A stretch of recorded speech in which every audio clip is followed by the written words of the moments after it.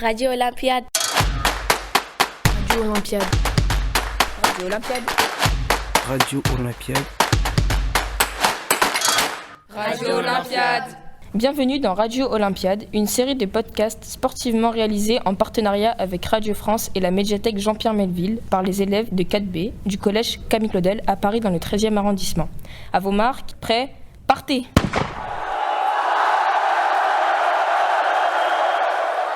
Bonjour à toutes et à tous, bienvenue dans notre podcast Radio Olympiade. Cet épisode est présenté par Mathis, Oumar, Sarah, Fatoumata et François. La discrimination est présente partout et nous voudrions que vous laissiez vos stéréotypes au vestiaire. Vous l'avez deviné, nous allons vous parler d'homophobie dans le sport. Nous avons reçu Yoann Lemaire, footballeur amateur, qui nous a parlé des discriminations qu'il a subies suite à l'annonce de son homosexualité il y a 20 ans. Depuis, il a créé l'association Foot Ensemble pour sensibiliser les jeunes et former les professionnels du football à la lutte contre les discriminations. Yoann Lemaire a grandi avec le football. Sa famille, ses amis, tout le monde joue au foot. Enfin, il préférait passer son temps sur les terrains de foot derrière chez lui que jouer à la console. C'est vers l'âge de 16-17 ans que Yoann Lemaire comprend qu'il est gay. Pourtant, il dit qu'il était lui-même homophobe parce qu'il ne s'acceptait pas. Il vivait dans la peur constante que ses coéquipiers découvre son homosexualité.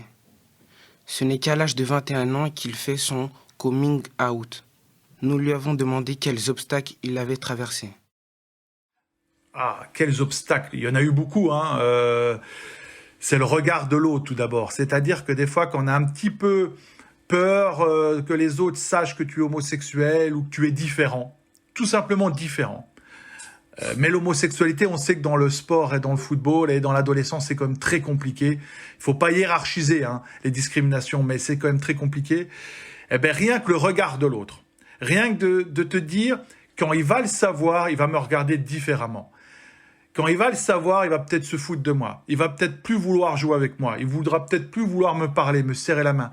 C'est la question que je peux vous retourner. Si vous avez un pote autour de vous, que ce soit à l'école ou au foot ou au tennis, peu importe le sport ou la passion, et que votre pote vous annonce qu'il est homo, posez-vous la question, est-ce que ça va changer quelque chose? Est-ce que ça restera toujours votre pote? Est-ce que vous pourrez toujours jouer au foot avec lui ou jouer à un autre sport? C'est la question que vous pouvez y réfléchir. Est-ce que ça va changer quelque chose? Eh bien, quand on est homo, forcément on y pense à ça.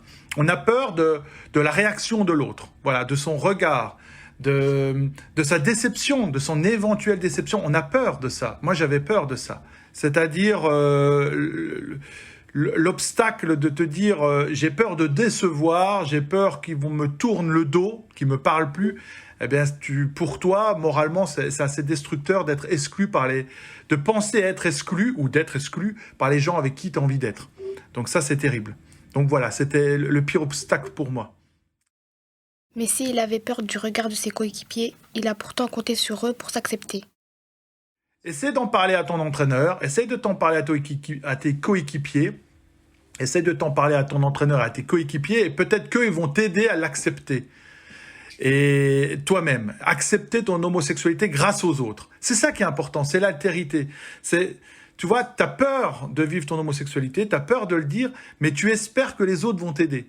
Tu vois, les autres vont participer un petit peu à être toi-même, tu vois, à être toi-même, à apprendre à te connaître, à être toi-même. Et je me suis dit à l'époque, si mes potes du foot m'aident à être qui je suis, c'est-à-dire assumer mon homosexualité et d'être heureux, eh bien mes potes du travail ils vont le savoir et ça se passera bien, ma famille va le savoir et ça se passera. J'espère ça se passera bien. Voilà, grâce au sport, grâce au foot, j'ai espéré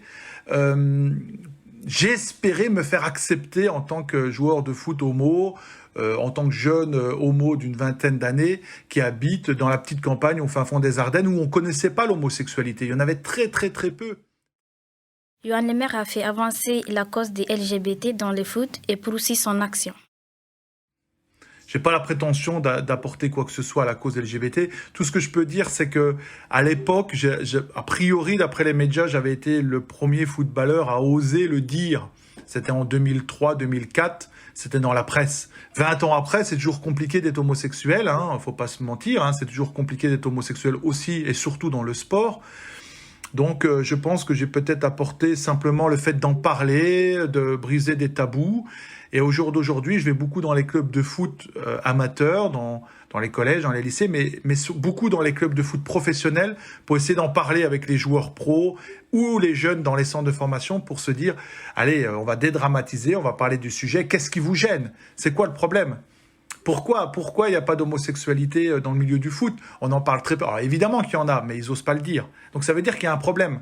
Pourquoi au Paris Saint-Germain, en équipe de France, à Marseille, dans n'importe quel club de Ligue 1, pourquoi? Vous pouvez réfléchir à cette question. Il n'y a jamais eu un grand joueur ou un joueur moyen de Ligue 2, ou un joueur tout court, qui ose dire moi je suis homosexuel, voilà mon compagnon, voilà, et on continue à jouer au foot, il ne se passera rien. Et ça, c'est dans presque tous les sports, voire dans tous les sports. C'est très compliqué. Donc, il y a un problème avec ce sujet et c'est intéressant d'y réfléchir. Moi, j'essaie juste d'apporter une réflexion. Pourquoi c'est compliqué d'en parler? En effet, pour Johan, tous ces jeux dans les clubs, qu'ils soient professionnels ou amateurs. Il y a plus d'engagement en France dans les clubs professionnels. C'est un sujet qui est pris au sérieux de plus en plus. On est encore à la ramasse, hein, je dis vulgairement, c'est-à-dire qu'on est encore trop arriéré, il ne se passe pas grand-chose au niveau de la Fédération française de football, et ça c'est terrible, parce que c'est le troisième lieu où on éduque les enfants, après la famille et l'école, c'est le football. Eh ouais, c'est le football. Donc si les éducateurs, si la Fédération française de football ne s'engage pas à lutter contre les discriminations, on n'y arrivera jamais, on ne peut pas y arriver. Donc ça c'est important. Johan Le Maire reconnaît une amélioration des droits LGBT depuis 20 ans, notamment la visibilité dans les médias. Mais il reste inquiet et rappelle qu'il reste beaucoup de personnes homophobes ou racistes et qu'il ne faut pas arrêter le combat pour faire évoluer les mentalités. Radio Olympiade.